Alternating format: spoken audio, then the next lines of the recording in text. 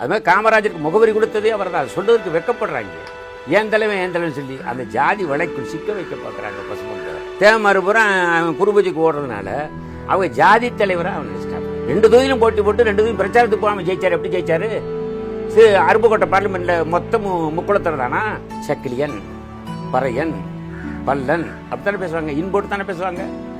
இவர் சட்டமன்றத்தில் பேசியிருக்காரு. தான் ஒரு ஜாதியில பிறந்தாலும் ஒடுக்கப்பட்ட மக்களுக்காக பாடுற பாருங்க, அவன் தாங்க தலைவன். நீங்க நிறைய பேர் பாத்தீங்கன்னா நீங்க இப்ப சொன்ன மாதிரி பசுமன் ஒரு ஜாதிய தலைவரா பார்க்கப்படுறாரு. இன்னைக்கு கூட அந்த சிக்கலை நம்ம பார்க்க முடியுது. அவர் ஜாதிய தலைவரா எப்போ பார்க்கப்பட்டாரு? அதுல இருந்து இந்த தமிழ் சமூகத்துக்கு நீங்க சொல்ல வேண்டிய விஷயம் என்ன? அதாவது அவன் ஒரு பெரிய தேசபக்தன். அவரை பற்றி மட்டுமே தனியாகவே பேசலாம், அவ்வளோ தூரத்துக்கு செய்திகள் இருக்குது. அவருடைய பங்களிப்பு என்பது தேச விடுதலை போராட்டத்திலையும் மற்றத்திலையும் அசாத்தியமானது. அது மாதிரி காமராஜருக்கு முகவரி கொடுத்ததே அவர் தான். சொல்றதுக்கு வெக்கப்படுறாங்க. நான் பேசிக்கலாக பொதுவுடைமை இயக்கத்தை சேர்ந்தவன். ஏன் பசுமன் தேவரை கையில் எடுத்தேன்னா, கம்யூனிசம் என்றால் என்ன? ஒடுக்கப்பட்ட, அழுத்தப்பட்ட, நசுக்கப்பட்ட மக்களுக்கு பாடுபடுவது, அவர்களை வென்றெடுப்பதுதான் மார்க்சிசம். அப்படின்னு ஒரு தகுதி வாய்ந்த தலைவனை இருட்டடிப்பு செய்வதை தகர்க்க வேண்டும் என்பதற்காகத்தான் தேவர் கையில் எடுத்தேன். இன்னைக்கு இருக்க இந்த தேவமாறு சொல்கிறவங்க பூரா ஏன் தலைவன் சொல்லி அந்த ஜாதி வலைக்குள் சிக்க வைக்க பார்க்குறாங்க பசுமன் தேவரை. அதனுடைய விளைவு தானே தவிர அவர் முழுமையாக படித்தால் ஜாதி கோட்டை தகரும். இது என்னதான் இருந்தாலும் அவருடைய பேசின சின்ன சின்ன விஷயங்கள், அவர் நடந்துக்கிட்ட அந்த சில செயல்பாடுகள் மூலமா அவர் மனசுல இப்படி இருந்திருக்கலாம் அப்படிங்கிற மாதிரியான ஒரு துணி தெரியுது. ஒன்றை சொல்லுங்க, எந்த ஜாதி கூட்டத்தில் கலந்துருக்காரா? அவர் வாழ் வரைக்கும் ஒன்றை சொல்லுங்க வரலாறுல எந்த ஜாதி கூட்டத்தில் கலந்துக்கிறார் ஆளு? அதே நேரத்தில் தாழ்த்தப்பட்டவர்களை எம்எல்ஏக்கு நிற்க வச்சு ஜெயிக்க வச்ச ஆளு, தன்னுடைய சொத்தில் பங்கு கொடுத்தவர். இவர்கள் எதையும் படிக்காதனால தேவர்னு பேர் இருக்கிறதுனாலேயே அப்போ வரராஜ நாயுடுன்னா நாயுடு தலைவரா?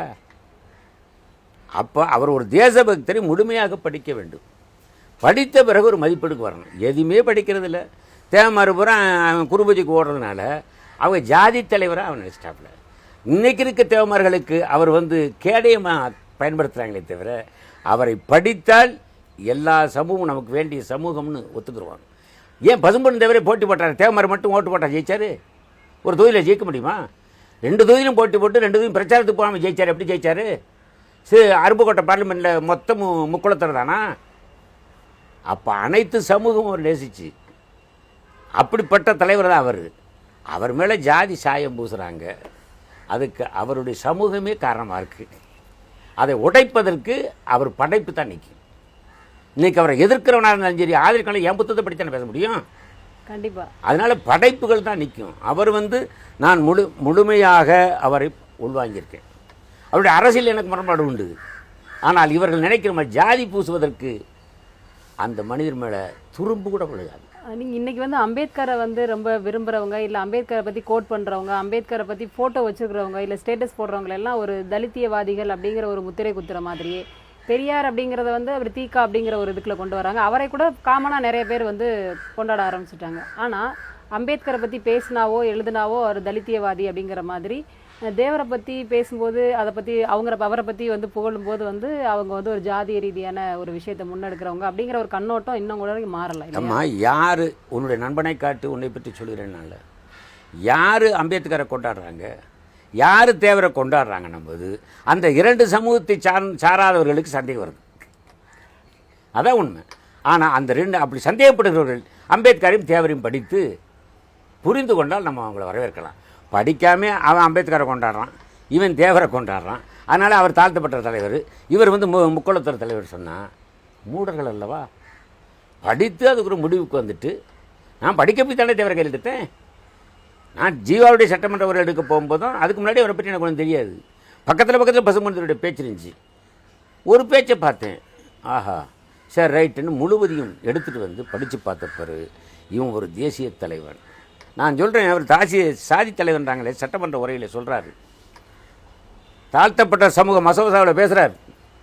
ரிக்கார்டு நான் பதிவு பண்ணி இருக்கேன். அதை பேசும்போது அவர் ஜாதி தலைவராக இருந்தால் எப்படி பேசுவாங்க? சக்கிலியன், பறையன், பல்லன் அப்படித்தானே பேசுவாங்க. இன்போட்டு தானே பேசுவாங்க. இவர் சட்டமன்றத்தில் பேசியிருக்காரு. தாழ்த்தப்பட்ட சமூகத்தைச் சேர்ந்த பறையர், பல்லர், சக்கிலியர் போன்ற சகோதரர்கள் நீங்கள் முதல் ஒன்றுபடுங்கள். உங்களுக்குள்ளேயே கொள்வனை கொடுப்பனை இல்லையே, இதை மாற்றுங்கள். அதற்கு பிறகு என்னை போன்றவர்களை இணைத்துக்கொண்டு ஜாதி வர்க்கத்தை எதிர்த்து போராட வாருங்கள். நாரே இவர் போய் எப்படி ஜாதி தலைவன்றீங்க? இது எத்தனை பேர் படிச்சிருக்கான்? நீங்கள் ஒரு சாதி இன்னொன்று புரிஞ்சுங்க. என் ஜாதிக்கு நான் பாடுபடுவது பெருசு கிடையாதுங்க.